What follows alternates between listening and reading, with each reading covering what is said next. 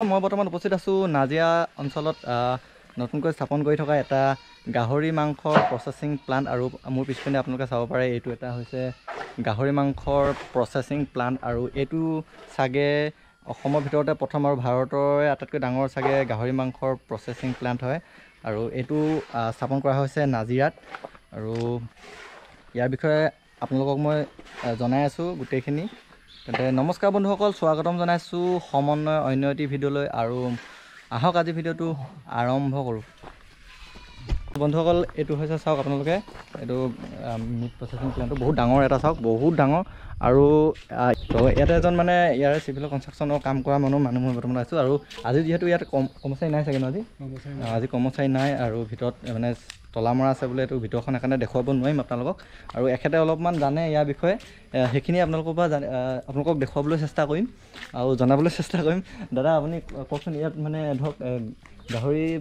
যিটো ভাৰতৰ ভিতৰতে প্ৰথম হ'বলৈ গৈ আছে যিটো কচাইখানা মিট প্ৰচেছিং প্লাণ্ট, তো এইটো এদিনত কিমানমান গাহৰি ইয়াতে এইটো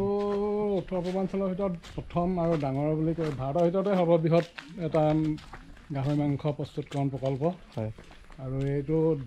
পাৰ ডে 400 প্ৰতিদিনে 400 গাহৰি কটা এটা কাটি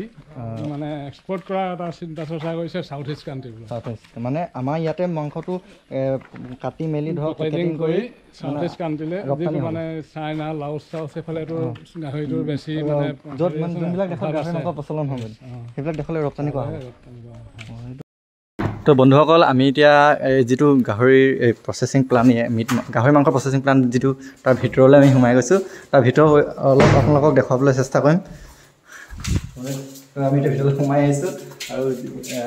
কিছু অংশহে আপোনালোকক ভিতৰত দেখাব পাৰিম য'ত গাহৰিখিনি ষ্টক কৰিব পাৰে। এইটো চাওক বন্ধুসকল, এই গাহৰিখিনি এইফালেদি আহিব ন?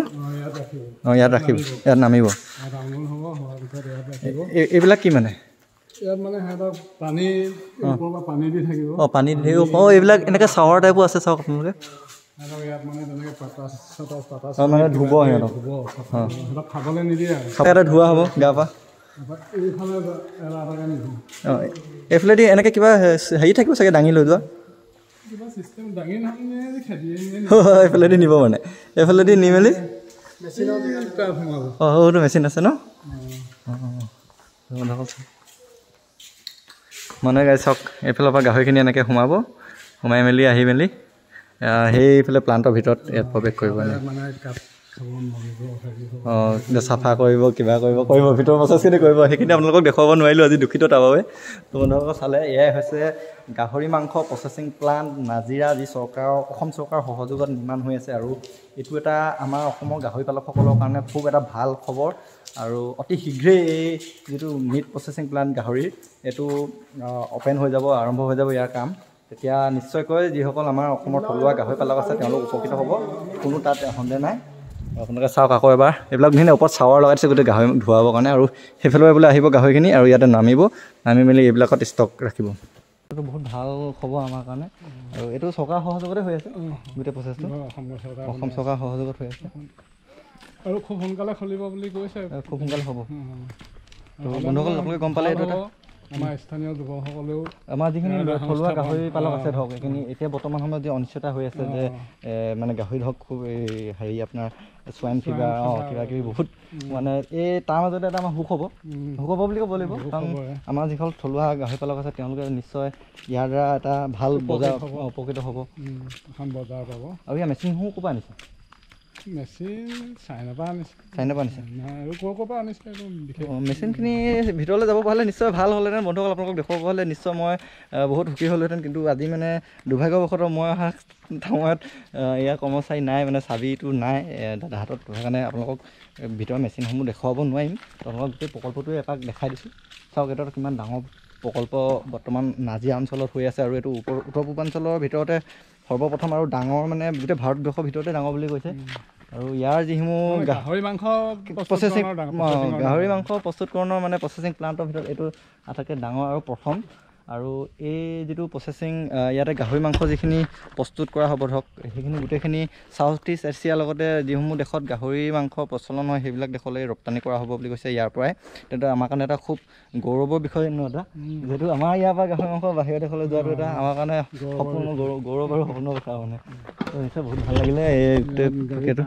এইটো গাড়ী পাৰ্কিং ন আৰু ষ্টকটো চাগে বহুত মানে ৰাখিব পৰাও আছে গোটেই ভিতৰৰ মেচিনসমূহ দেখাব পালে যথেষ্ট ভালেই হ'লহেঁতেন এইখন কি মানে এখন আউটডোৰ এইটো আউটডোৰ হয় গাড়ী পাৰ্কিং হ'ব এখন চাওক ইয়াত এখন মানে এক্সিট দুৱাৰ যিটো মাংস হ'ব তাৰ মাংসটো ইয়াত লোডিং হ'ব এইটো গাড়ী পাৰ্কিং হ'ব এটা খুব এইটো আগতে কি আছিলে সেইটো কিবা এনেকৈ চৰকাৰী কিবা আছিলে এইটো আগতে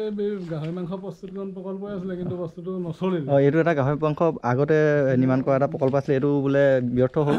মুখ্যমন্ত্ৰী হিতেশ্বৰ শইকীয়াৰ দিনত বনাইছে এইটো হিতেশ্বৰ শইকীয়াৰ দিনতে নিৰ্মাণ কৰা এটা গাহৰি মাংস প্ৰকল্প আছিলে সেইটো বন্ধ হৈ গ'ল বৰ্তমান আৰু এতিয়া এইটো এটা হৈ আছে এইটো এটা খুব ডাঙৰ প্ৰজেক্ট হয় এইটো আপোনালোকে চাব পাৰে